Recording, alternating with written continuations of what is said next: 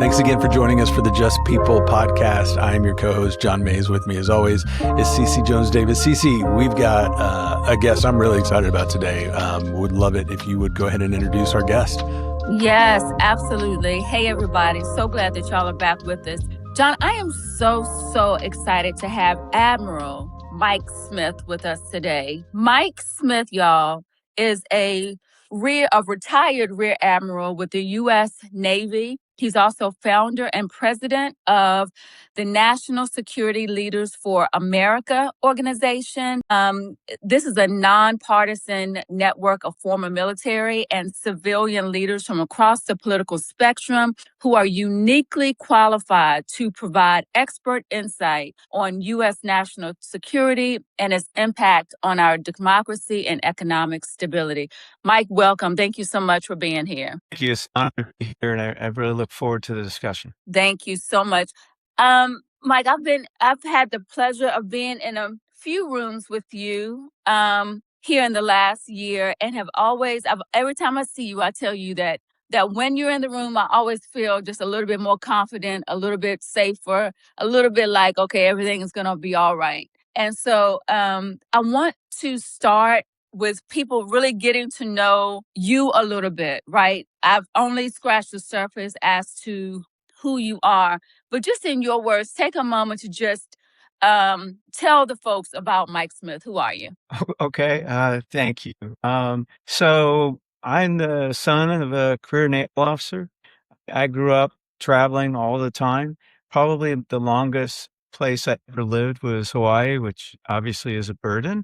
Um, I, thanks to my experiences as a child and observing what my father did and what was imbued in me about service to our country, I ended up going to the Naval Academy. I graduated.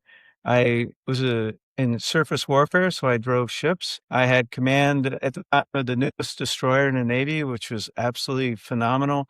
Later on, I commanded a group of destroyers. In my last command, I commanded an aircraft carrier.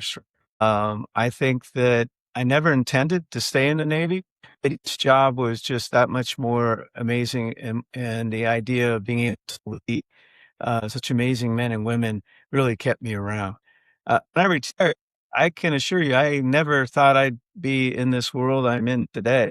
Often in these meetings, and I'm looking around at people who are really famous and have done so much in their lives, and I wonder, why is Mike Smith here? But I ended up retiring, and I started a nonprofit. It was really a small think tank to address.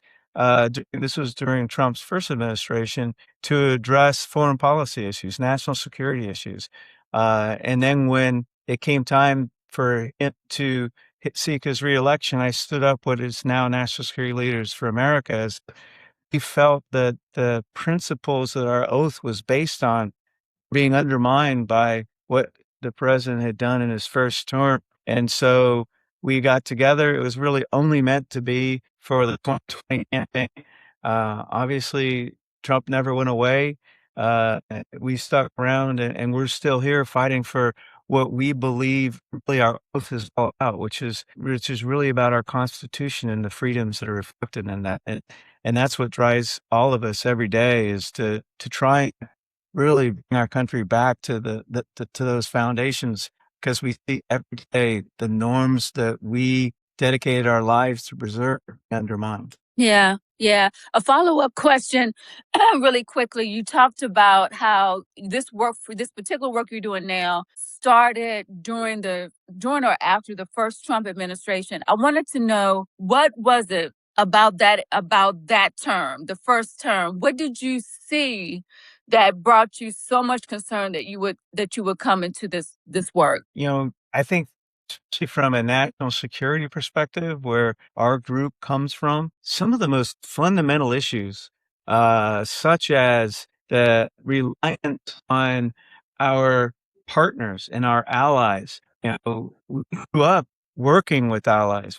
I was old enough to still the Soviet Union, and the reason that the Soviet Union fell was, on the one hand, President Reagan came forward and put extra money into our military without a doubt. That was key. But it was also working with our NATO allies. And here Trump came on, and he was trying, even in his first term, to get rid of NATO, to get rid of our allies. And this idea that somehow we could take on the whole world's problems all by our own, that really started us getting together to say we can't let this continue for another term. You said something that I thought was it's an interesting word. It's a simple word, but you said bipartisan. Like the organization that you created is bipartisan. Like how in this climate right now, how do you lead through that? Because normally like what I'm seeing, and Cece, you can speak into this, is most of our conversations are now being driven by our tribalism, by our politics, right versus left, conservative versus liberal, whatever. And yet you're having a conversation. We're bringing all kinds of folks together. I just would love for you to elaborate. What is your foundation? I know you said the Constitution, but thinking through, I would just love to hear you expand on that, like how you bring people together around something other than what seems to be driving most of our conversations right now, which is our political affiliations. That's a really complex question because it is so incredibly hard. We have spent so many hours among ourselves and the leadership of the organization arguing over, are we bipartisan? Are we nonpartisan? We believe that the values that we are talking about are transcend the political spectrum. That patriotism is something that all Americans should get behind. That freedom and respect for individuals, despite their religion, despite the color of their skin, despite their gender, that's things that we all grew up on, believing that's what we're all about. Many of us were in war zones throughout our career, and we were fighting to defend that very principle.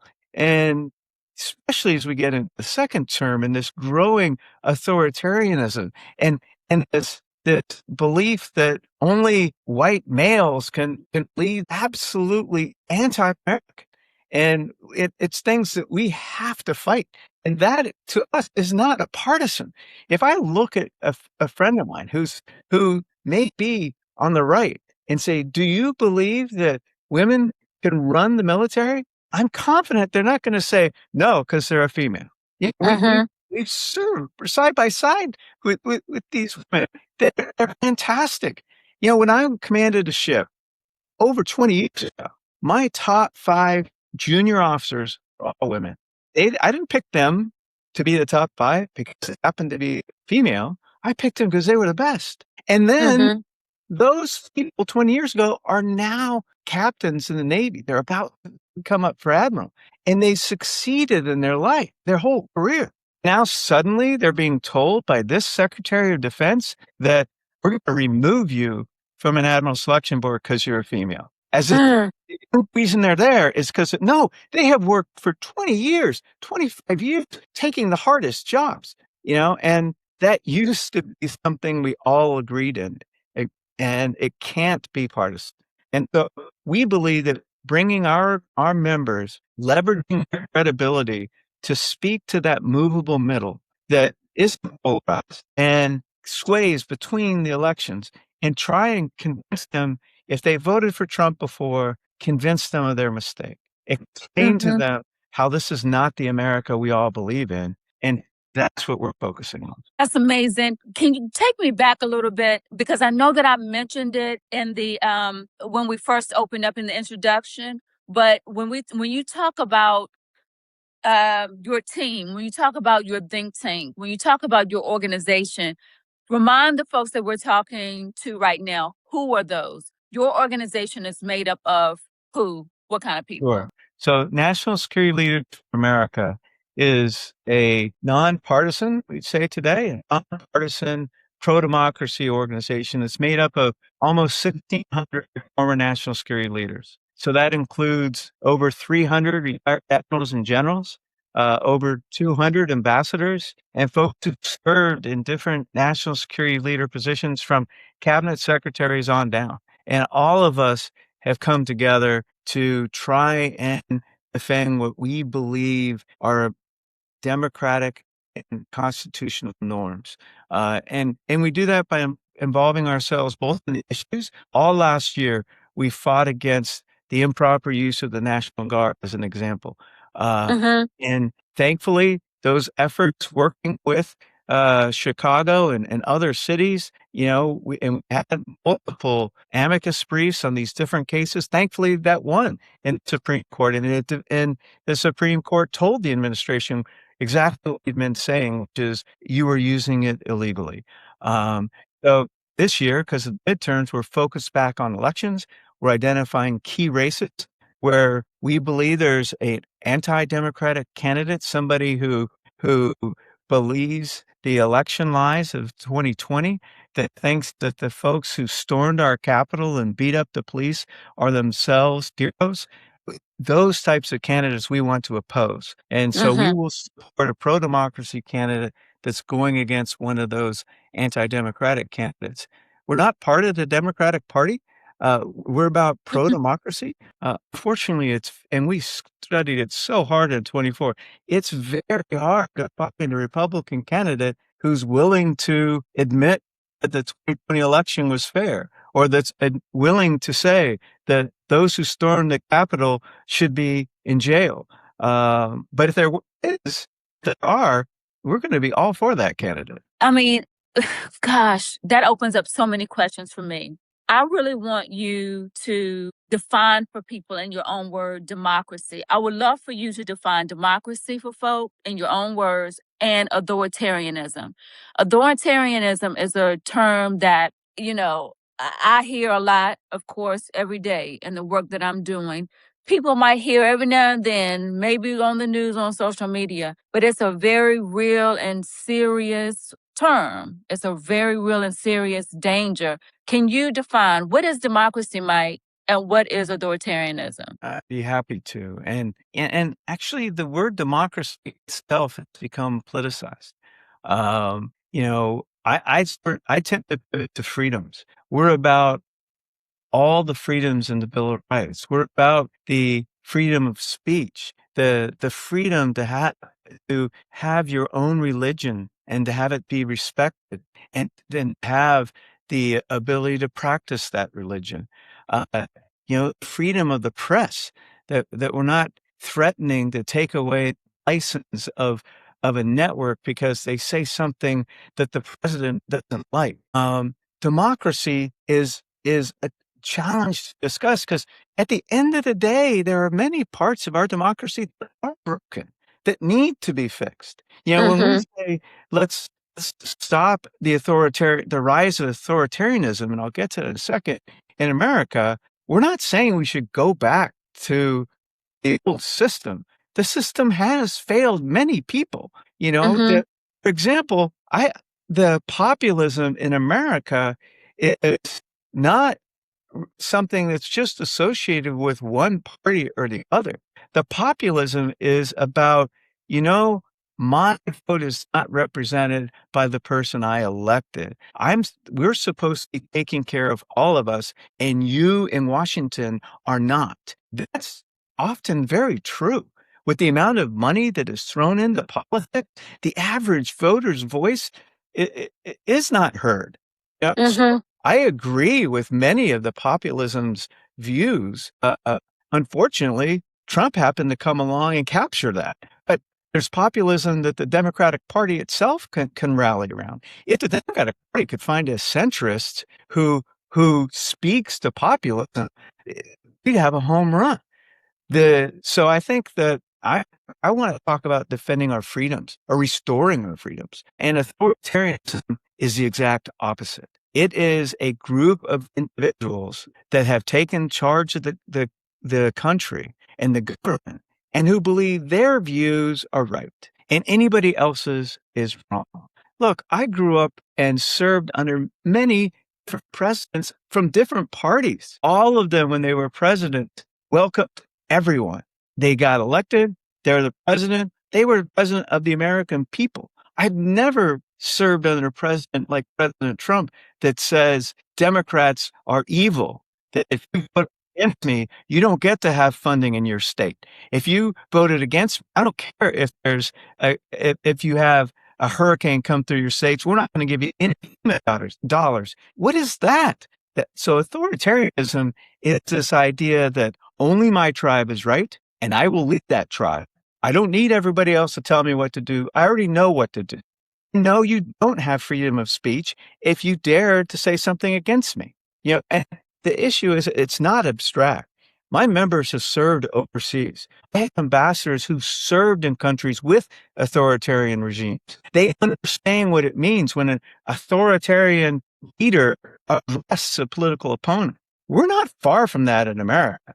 We're only steps away. And when you look at the polling, there's a lot of people who, they sort of like the idea of having an authoritarian in charge because they've been told that the other side is evil. And so we got to have somebody who's strong and can squash the other side. That's not America. I started out as a pro-Reagan Republican because I like the idea of this city on the hill that we were a beacon for the entire world to come to. Our values. That we embrace immigration. We want people to come here. And I went to other countries and I saw the light in their eyes when they the opportunity to come to America. And now we're shutting that door just because the color of their skin. I mean, this is just absolutely un-American, and it reflects authoritarianism. Mike, considering obviously your military background and the state of our military and some of its leadership now, what does this cost you? Like sticking to your convictions, sticking to your morals, and using your voice to push back against this narrative that's being pushed kind of from the upper echelons of leadership. My assumption is that's come at a price, and I'd just be interested in hearing you speak on that. Yeah. So when I was growing up in the military, you didn't talk politics too much. Again, you knew that person was maybe leaned a certain way. I remember in 2000, going to an election party at a friend's house. We were all serving, and I think my wife and I are the only two in the straw man poll they had, the only two that had voted for Gore. You didn't put your name, but there were only 2 votes for Gore. So, all right, so you sort of knew that, but at the end of the day, it didn't matter because the difference between Clinton and Gore and Bush when it came to foreign policy was pretty much the same. We all agreed that America should lead the free world. We all believed that we should work with our partner. There was very little change. When I got out and then I started communicating against some of the ideas, suddenly on Facebook, I found that so many of my Facebook friends were in fact, diehard right-wing folks. And I can post on Facebook a picture of my daughter's birthday party and get 200 likes. Post something against the fact that the Secretary of Defense removed women and minorities from a promotion board list, and I make 20 likes. So and certainly in one case in particular, a very good friend of ours that I served with twice, he was senior to me, and I love the man. He's just a wonderful person. But when it got into politics and it got into what I was doing, suddenly, I mean, his face is turning red. He's yelling at me. It's like, really? So today, this is my posts on Facebook are like, where are you guys? You spent your whole career talking about how the officer corps needs to reflect America, how we have to rely on our allies, all of these ideas that are fundamentally being attacked. When I was the captain of a ship, we had all sorts of groups that would meet and celebrate their religion as a group. Now it appears you could only be on the approved list of religions that Pete Hegseth approves. I mean, what was that? And so where are all the voices that 30 years advocating for exact opposite? Where are they? And I'm just worried that politicization of the military is now starting to get imbued in the active duty leadership. Certainly, if you remove 8 women and minorities from the list of 25 officers that should have become admirals, you just made a huge impact on the politicization of that tribe.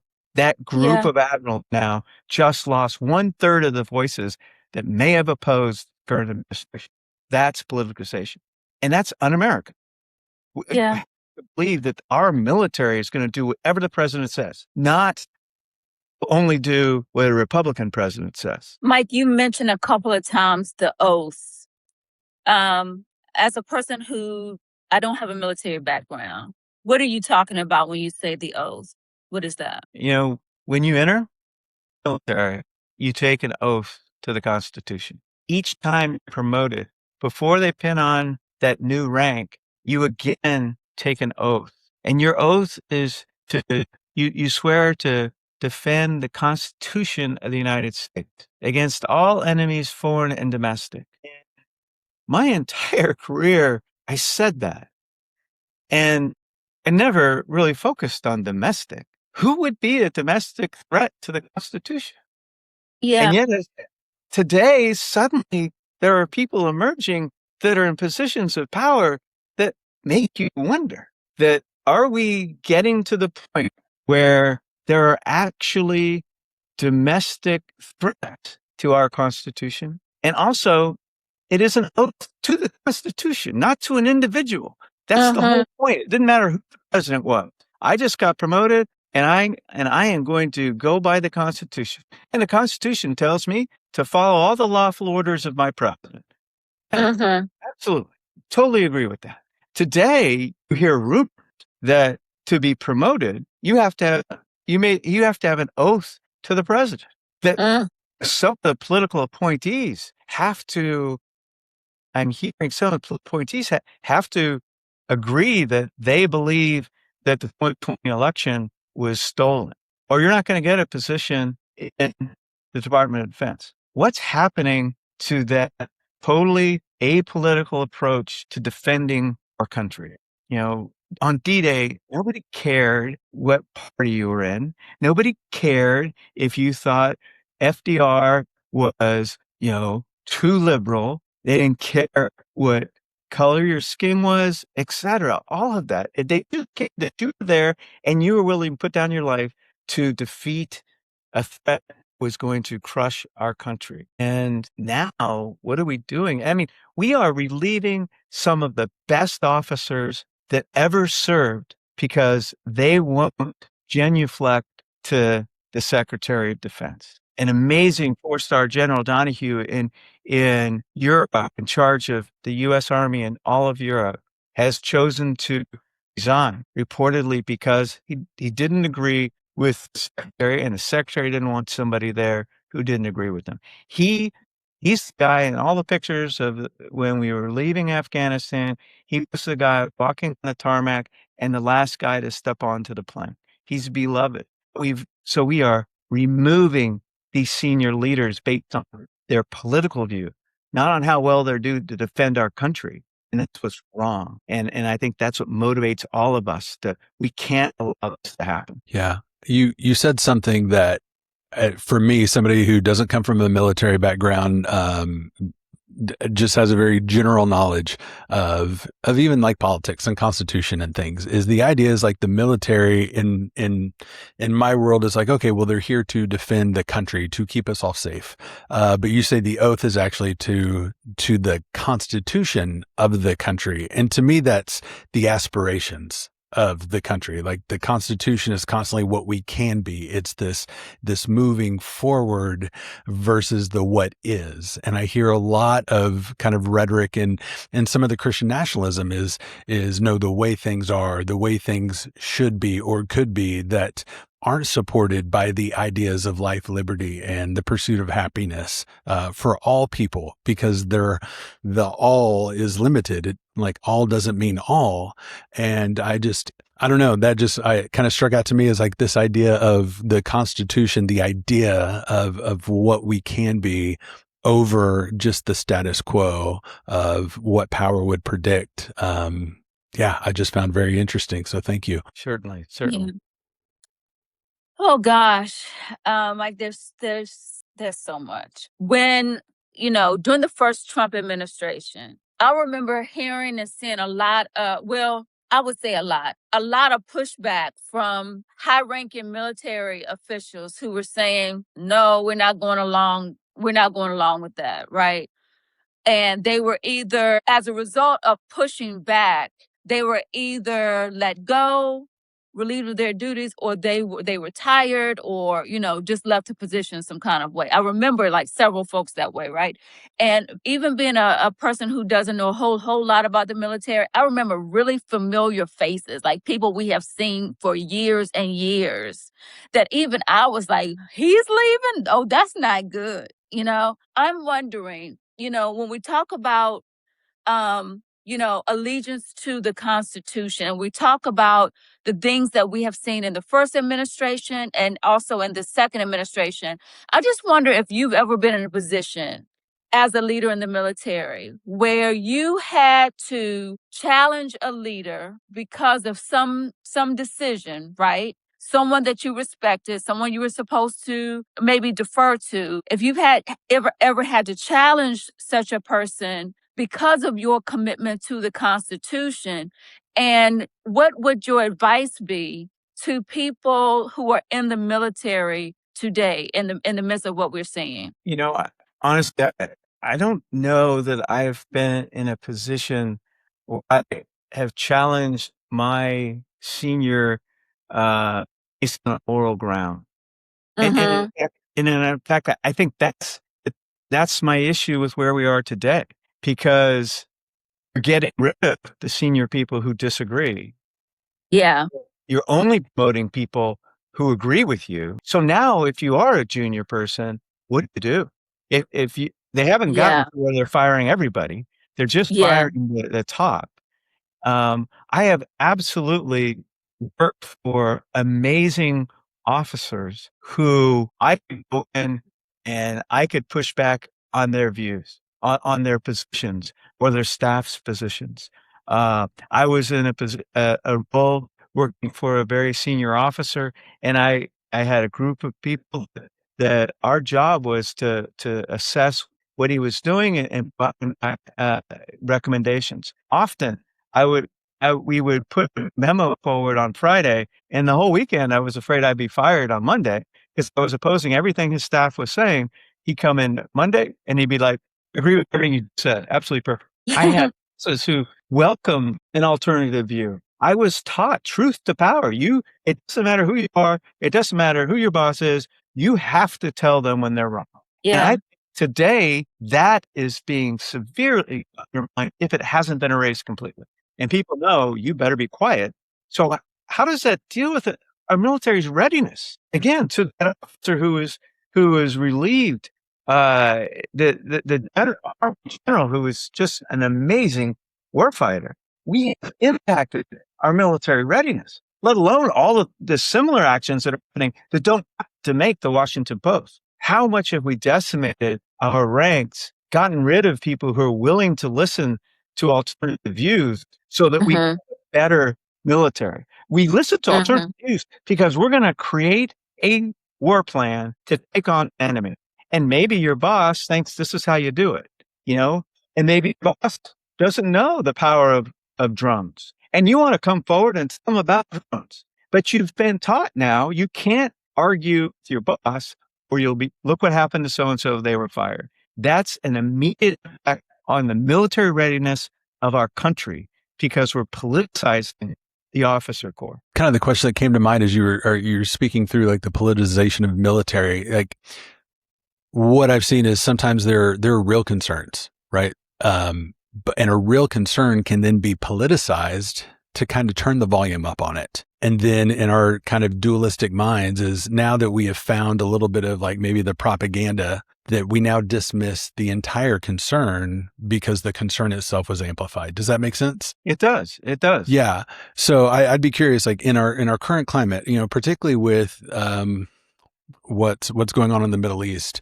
I would just love your perspective of like, hey, from somebody with military experience and decades of understanding of some of these global conflicts, like on a scale of 1 to 10, here's my opinion of the concern, and then here's kind of the voice that's coming out. And is there a gap between those two things? I think that the concept, again, of that authoritarian leader who's not going to listen, the truth, the power vacuum that's no longer there. I do believe that in the case of our war with Iran, that the senior leaders in the military provided the right insights. It was, as soon as it announced we're having this war, all sorts of people who had since retired were all like, what are you doing? We've been having war games on this forever. I can't imagine, perhaps other than North Korea, any country who has had more war games against them in the last 20 years than Iran. Nothing that is happening is new. The fact that we didn't go and decimate Iran, because everyone knew they had the power to shut the strait. And then and that's where we are. And it's incredibly difficult, if not impossible, to get out of that. So I believe the military did provide the right guidance. I know some of those leaders personally, that they are responsible, respected individuals who served their country with honor for their entire career. And I believe they brought the right message to them. I believe that no one cared. And that despite the best advice of their military advisors, they were told just do it. And again, now we're back to what's the Constitution say? Unless it's an illegal order, you move forward. So they're not. Now, a lot of what you hear in the rhetoric are war crimes. The idea of you're going to just arbitrarily attack civilian targets, that's a war crime. You can't do that. Now, right now, that's just been on the president's tweets. And I hope that if he brings that up in the Situation Room, that his military advisors are, in fact, advising him against that. The challenge, of course, is that in the Department of Defense, the Secretary of Defense has fired all the head lawyers in all the services. And so the advice that maybe would be easier to get is going to be harder. But I have complete confidence in the military. I believe that their political leadership has led them astray and has put us in an extremely precarious, a horrible situation which is, they can get out of it, but it's going to be really hard. I don't know if he has the advisors to get out of it. We talked about his first term and the names you saw. He was surrounded by respected individuals who, everybody talks about it. He had guardrails in his first term. He might want to go out and shoot protesters in the legs. He had a Secretary of Defense that said, you can't do that. That's what we argued. The campaign was that if he comes back, those guardrails won't be there.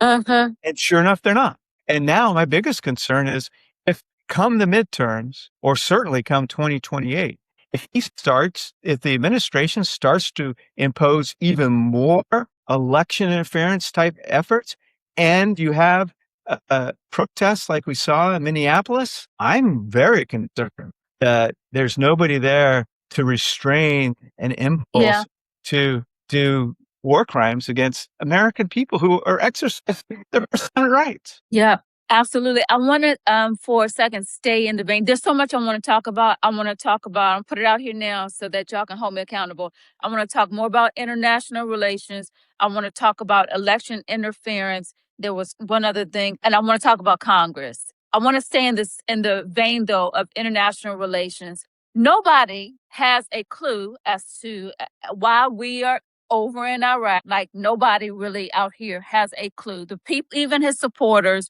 are at the gas pump saying, why are we at war, and why is our gas $5 a gallon, right? Like, even Trump supporters are getting weary at this point. Aside from the war, right? What is your take? What is your concern? What are the challenges that we will have to deal with in terms of our international relations going forward with our major partners? I believe completely in the concept that the United States should be an example for the world.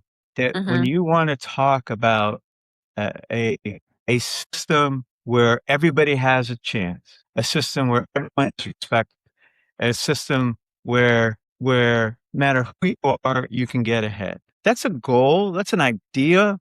System doesn't do that to everybody, but at least it's a vision we all want to strive for. Let's fix what's wrong that prevents that from being a reality for everyone. We're not even trying that anymore. So, so as I look at our international relations, that leadership position, why are we giving that up? It's our own national interest, for one thing. It's great to be the proponent of democracy worldwide, and do that because we live that example. But at the end of the day, it's also in our own national interests. Let's make sure that what we need is taken care of. We need freedom of navigation. As we're seeing in the Straits of Hormuz, close that and suddenly gas goes up. So much of our trade that we need goes through the Straits of Malacca and through the South China Sea. For 20 years, as China has grown in capability, grown in wealth, grown in their own military, they have tried to close that off. And we have constantly fought back. And we used our role as a leader in the world to be the counter to China. And so that our products that we needed to flow to keep our quality of life up kept going. That's why we have we want to make sure that trade happens. It was in our own interest. Well, now that we're giving up that leadership role, China can see a void. My concern is they will see that void. They already wanted to take control of South China Sea because their name is in it. The UN has already said, nope, you don't have control of that. Years ago, they ruled against them in a case that the Philippines brought because there's some islands there. Okay, way back when, China sort of went with what the UN said. Why will they now? We don't listen to the UN. We're so absorbed elsewhere. Why would they care about the South China Sea, let alone Taiwan? We have when we're talking international relations, we have a Taiwan Relations Act. It's not a treaty, but what it says is that the military needs to respond to by China to take over Taiwan. Prepare for that. Doesn't say we will, but so the military does, because obviously if the president says go do it, you can't say, well, we thought you were joking. So we're always getting ready for that.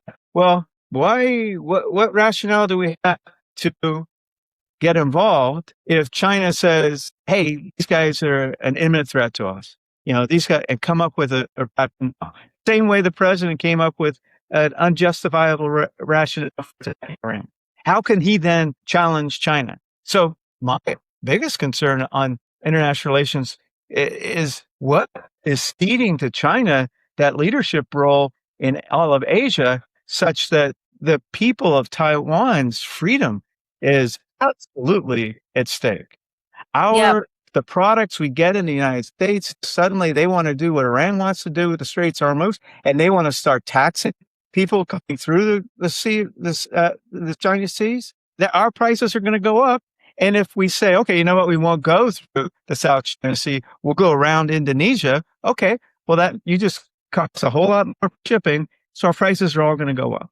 So there's so many aspects that get to your listener bottomed up. It gets to the price of commodities you're getting. It gets to the price of gasoline. We're seeing how that works, and there are so many more horrible dominoes that can start to fall because of this arbitrary approach to might is right. Well, if might is right for us, if might is right for the United States, might can be right for China. That's right. Who are we to challenge what Russia is doing in the Ukraine? Because they're coming up with the similar things. That's horrible. The people of Ukraine deserve to be free. They just because Russia is mightier doesn't mean they get to control them. And then what does that mean for the others?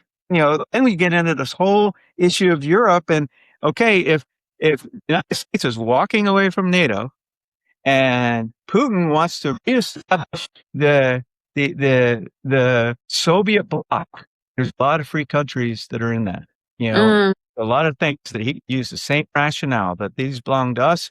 It's always been us, and therefore he has the right. And we are opening the door to that approach because of what we're doing today in Iran. Gracious. Thank you for that. Election interference. Again, this is a thing that I'm in rooms talking about all the time. The president came out, what was it, Mike? Was it last week or the week before? Like 8:00 at night, nobody asked him any questions. He just popped up on TV and started talking about our election vulnerabilities and how they have to be shored up and his version of election protection, right? I want to know what you thought of that. And I want to know from a national security perspective, what you think people need to know about elections, what we need to be thinking about, aware of as we approach midterm elections in November and presidential elections in 2028. But let me also say now, the other night at some dinner, I forget what it was called, but at some dinner, the president also mentioned running for president again. He's mentioned it before. We've already seen the hats for 2028, which we know is against the Constitution. A president cannot serve but 2 terms of presidency in the United States, according to that Constitution that we love, right? But he is saying he's running in 2028. He kind of tried to make a joke about it, but I don't think that was a joke. So I just wanted to throw that out there. Election protection, Mike, is all yours. Where we at? Okay. So I think that, first of all, I do believe that he's trolling Democrats when he talks about running in 28. I think it was You think he is trolling? Go ahead. I think that, there was a quote, I think it was Justice Barrett, one of those said, Constitution is quite clear, he can't do this. So this gets to sort of my view of election protection, right now, and all of the efforts through executive orders and everything else he's been trying to do to suppress the vote, to make it so that his side wins by basically just eliminating the other side's ability to vote. The positive to lining to that is so far, actually the courts. He's 0 for whatever. All of the court cases that have come forward on some of these executive orders. So there's a new one going to it's an emergency a case going to the Supreme Court on Monday on the ruling regarding that he wants the Postal Service to be able to only send the mail-in voting ballots from people on his approved list. That's lost everywhere. Now he's appealing it to the Supreme Court. My organization, it's actually because of a law firm that's done pro bono for us, will submit an amicus brief on that to the Supreme Court on how horrible that is. The concept that you would not allow mail-in voting, that's what military does. It's not just overseas. He's like, okay, we'll let overseas voters vote. Well, most military are not serving in the state they grew up in, but they're still voting back there. That's mail-in voting. And they're not cheating. They're not doing anything nefarious. They just want the right to vote. So I think the courts are seeing that. And so I do think that any attempt for him to try and run for a 3rd term himself would be down. Now, it's not saying there's a scenario that will work. If he gets Vance to run as president and he runs as vice president, nothing prevents that. And then if they have agreement such that on day 2, Vance steps down, then he becomes the president. That would be legal. So obviously you'd have to fight that if he suddenly is on the ballot as vice president. So okay to get there, but if it's just a legitimate, I want to run, I do believe the Supreme Court is going to stop that. So I think the election protection efforts have to be strong. They have the power of our entire government to subvert what's going on. But the only way we can win, the only way we can counter that, to take everything to the Supreme Court, is going to be the power of the people. every person listening to your podcast needs to figure out how they can contribute to this. Collectively, we can stop this. My concern that I'm working on, and it's a very small slice, the election security issue, is I'm worried that he will break a huge norm, that he will go against everything our country stands for, and he will call up the U.S. military to influence the elections. Yeah. There are scenarios where if he agrees to lie to the American people, he can do that. And it will be a legal order. It will not be, oh, military don't follow an illegal order. No, it will be a legal order. That's what I'm working on right now with others is how do we stop that? So what would that look like though, Mike? Would that look like military showing up to the polls? Like, what would that look like? It depends upon the scenario. So for example, under the Insurrection Act, which is an act in Congress, it says that if a event occurs, they got all sorts of lawyer language, so don't hold me to it. An event occurs such that the constitutional rights of individuals are being infringed, he can call up the military. That was used in the 60s to be able to escort people who had the right to go to universities or to schools, irrelevant of the color of their skin. It was used.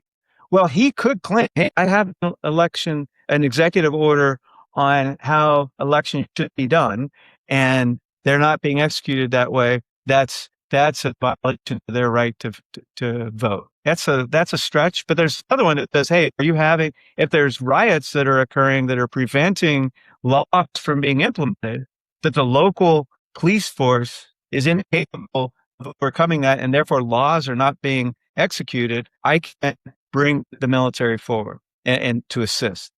And in those types of cases, that would be flood the zone to suppress turnout. So it wouldn't be directly to the polls in those cases. It would be, okay, if I'm Steve Miller, let's incite a Minneapolis type protest in a blue city in a red state. Yeah. And, or in a red state whose governor doesn't always agree with them. Let's incite this. Let's say to Atlanta. Let's use ICE to incite protests in Fulton County, and now say, you know what? The governor's not calling up his National Guard to take care of this. We're gonna deploy the military, and now the military is flooding the streets of Atlanta. People feel insecure. They don't want to go vote. It's too dangerous out there. And now in blue dot, you've suppressed the turnout. So now your Senate candidate wins. So that's one way. So you're suppressing the vote. You're not going to the polling stations. But in law, there's a statement that says the military can never go to a polling station. Never, never, never, never, except for one case. If there's foreign fires, it's written a long time ago. Well, foreign fires, another nation firing on our country today could be interpreted as a cyber attack on a polling station. So if he comes forward and says, you know what, my new national intelligence has told me that Iran has done a cyber attack on the polling stations in Atlanta. Well, now the law allows him to deploy the military to do that. They'll show up at polling stations and they'll seize the voting machines.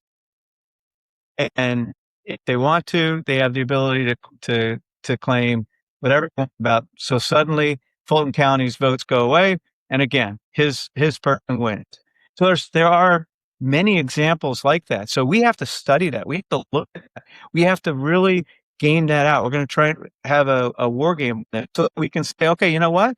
In that polling site example, do your polling stations have the ability to quickly copy the data in the voting machine? No. Okay. Can they purchase it and have that ability? So if it shows up outside, you've got 5 minutes to copy it all. So, and then you can make sure that, you have all the right controls over it and everything else. And if later they come back and say the vote was A, you can say, no, it was B. We have to look at that. I'm really concerned about those things. There's so many other things in election security that are being looked at. I just think that's one area that hasn't been studied that much, and I think we need to look at. Good. I'll ask my question about Congress in a minute, but John, it seemed like something was twirling around in your head, so I just wanted to give you some space. No, I mean, the only thing I was thinking through was just one, like the mental capacity of the man, right? Does not appear to be somebody that could come up with all these nefarious schemes. And so, like, even as we talk about who's going to be there in 2028 and would he run, would he not run? I just think it's important to remember that this is so much bigger than just a single individual, that this is an ideology that other people are picking up on as well. And so even after he's done, I think it's almost like we're dancing with the devil that we know right now. And how much worse it could be with somebody who actually is articulate and who can kind of play the game a little bit more and still move forward with a lot of these like authoritarian concepts. Yeah, I think this is a long haul. We're just, the midterms is here, 28's here. But if you look at polling, more and more people, especially on the right, are saying, authoritarianism is really not all that bad. So we've got to fight. This is a long fight. He finally won. It was a 10-year battle, to get rid of that authoritarianism and the idea of that I'm going to give up a little bit of my rights and give it so that this person here can control things and make the country go where I want it and bring back, white nationalism and suppress the vote of minorities and get rid of women in power, all of that. I'm willing to give up some of my rights for that. That's a trend that we have to stop. We have to bring up all the, what they call before the silent majority. I know they're out there. But people are just, at the end of the day, it's sort of like politics. We're all talking about this today. That average voter that we're really talking about, that don't want to vote for Trump in 28, they're not paying attention. They barely can get a check to pay their rent, let alone the price of goods going up. They're struggling. They're not paying attention to what we're talking about, but we have to be ready for when they are. And we have to convince them that, okay, I have to vote. How many people in America aren't voting, because they got so many other challenges. You got to go. You got to say no. You got to get out. You got to at least get up and vote in the election. You don't even have to go on most places you can vote ahead of time. You don't have to be on election day. I wish it was a national holiday. It's not. And there's people that gotta work. Okay, we'll do it. Vote early, but just vote. Yeah, that's right. Just vote. We're supposed to have three branches in our government, right? Judicial branch, which is Supreme Court, legislative branch, which is Congress, executive branch, which is White House, right? What you talked about and how you defined and spoke about authoritarianism earlier, again, is about the consolidation of power under one branch. And that one branch that we're concerned about and we have our focus on, obviously for reasons I think most people can see, is the White House, right? Consolidation of power. Now, I think that there's a lot to be said about a very, very quiet Congress right now, Mike. First term, in my opinion, we had maybe 2 or 3 Republican senators and representatives who were willing to speak and stand up. This term, we might have had 1, maybe 1 or 2. What is going on with Congress, Mike? I mean, we're going to midterms to vote here soon about Congress, about putting people in power, changing people in power, all of this kind of stuff. What's your assessment of Congress right now? Why is everybody so quiet? First, I agree with you. The initial thing, for authoritarianism to work, the other branches of government have to cede power. And where I was saying before that the judicial side, I was encouraged by their approach to election security so far. They have absolutely ceded to the president power. This whole idea that the executive department has this unlimited power, that he's immune from prosecution. They've abrogated that to him. Congress, end of the day, I think you're seeing right now what, for example, senators think versus what they do, right? With Tillis and born in Texas, now that President Trump, went against them and got them primaried out, they're free to speak, to act like they think, Mm-hmm. So Mm-hmm. sure enough, they are speaking out against him, acting out against him, going against the officials because they have nothing to lose. And that's the issue. Is so powerful. He got rid of 2 standing senators, a congressman and others, because he endorsed their opponent. At the end of the day, part of how democracy is broken, the representatives in Congress, certainly in the Republican Party, appear to care more about power and retaining power than they do about their constituents and America. So Mm-hmm. therefore, they were just schooled by Trump on what happened if you don't agree with me. He'll put up with a couple months of senators, then they're going to be gone, and everybody saw that. So, all to me, I believe that most of them, in the worst case, they just care about power. In the best case, they know they're not powerful enough to go against them. They know what's going to happen if they do. They are in a safe district. They're going to be around long after this man passes away. So they're just hanging on. They're going to do the minimum. And then once he's gone, they're going to come back. To your earlier point, that assumes there's not a smarter person after him. And I'm concerned that the rise of authoritarianism and who comes after Trump could be 3 times worse, and sure enough, whoever that is can galvanize them, but galvanize the Republican Party if they have the same amount of control as Trump, then we're never going to see a change. I mean, at the end of the day, despite my pessimism, I'm an optimist, and I do believe that Trump is a unique individual. He has this charisma that has galvanized his base and the Republican Party that I don't think anybody that you look at on the slate of potential release, it has. I don't think Vance is there. I don't think Rubio's there. Yeah, they may get their parties now, but I don't think they're going to have that same amount of power. I'm hopeful that they do not. Then Congress can come back. But right now, Congress is whatever. So you're right. Congress is today irrelevant. That's why we have to retake the House. We have to try and get the Senate. If we can retake the House, we can start having hearings and we can start holding the administration accountable, and we can bring into light of day, the American people can see the corruption that is going on. They can see how money is going to the Trump family if that's happening. So we've got to win the House. We got to win it. And by we, I mean pro-democracy. People care about our democracy and our freedoms and the future of our country, have got to support people who and are willing to fight back. And, that's what I think the American people are all about. They got to be willing to fight.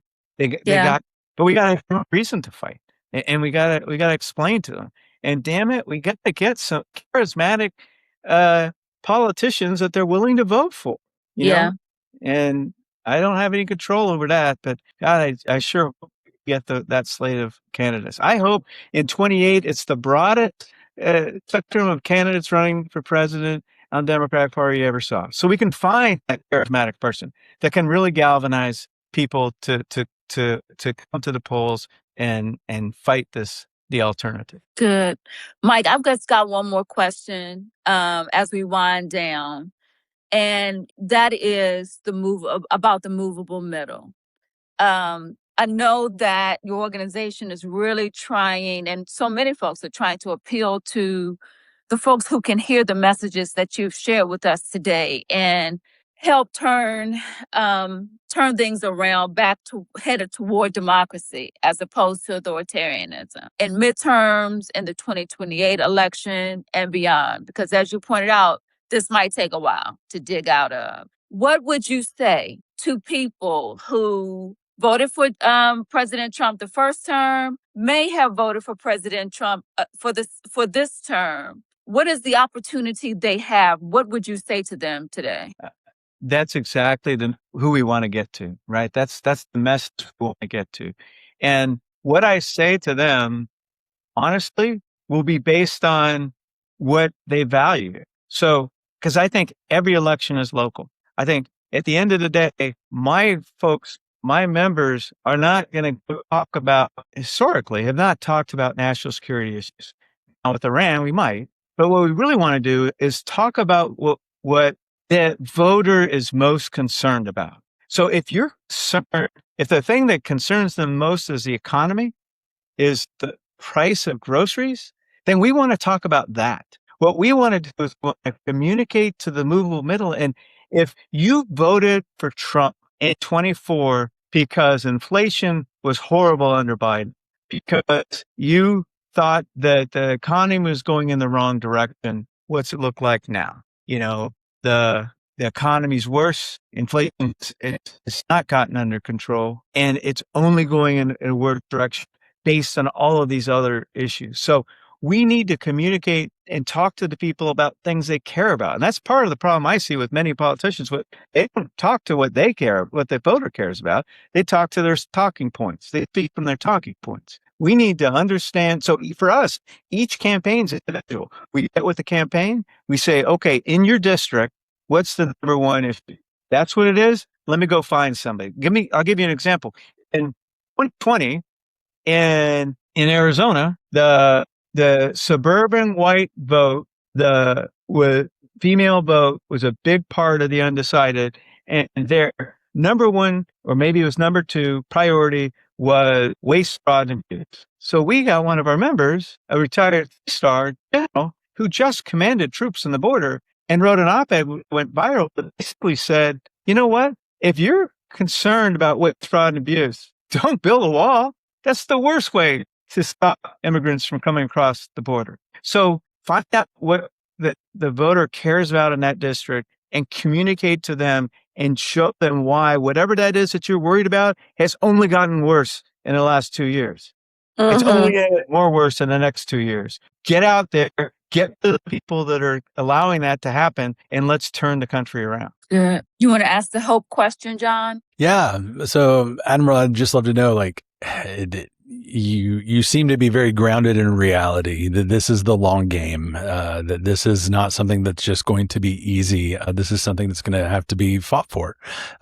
So in spite of all of that, what is the thing that's giving you hope that all of that is possible right now? You know, at the end of the day, and I may be naive, but I do believe in American people. I do believe there is that silent majority who believes, like I do, in what our country stands for, who believes that it doesn't matter the color of your skin, it doesn't matter what faith you worship, it doesn't matter what gender you are, we're all American. It doesn't matter if you're Democrat or Republican. We all respect each other. And what gives me hope is that I'm seeing, slivers of that come forward. We have to get people to the polls. So we have to, also what gives me hope is you got to galvanize those who can go get the people to the polls. So you do have to have a base on the Democratic side that's energized. They haven't given up. The No Kings movement is showing that the enthusiasm is there. The people are ready. The people haven't given up. I have hope that what we're going to see in the midterms will push us forward the next 2 years. I would be devastated if it's not. But I believe and I have hope that it will work, that we will certainly turn the House. Even with all of the horrible things that have happened as a result of the Supreme Court, it was unfortunately a very legal decision. There's nothing illegal about what they did. That's how it worked. You know what? The Republicans stacked the Supreme Court, and now we're going to lose all these black districts or minority districts, and that's. But I think even losing that we will be able to turn the House, and we'll start going in the right direction. And so I have hope that enough people are seeing this, and if Google Middle isn't seeing it yet because they're working every day and they're barely able to pay attention to anything other than their family or themselves, that there's other people out there that are galvanized and will come to them in September and come to them in October, and we'll get them to polling sites and we'll help them vote. And I have hope that that's going to work.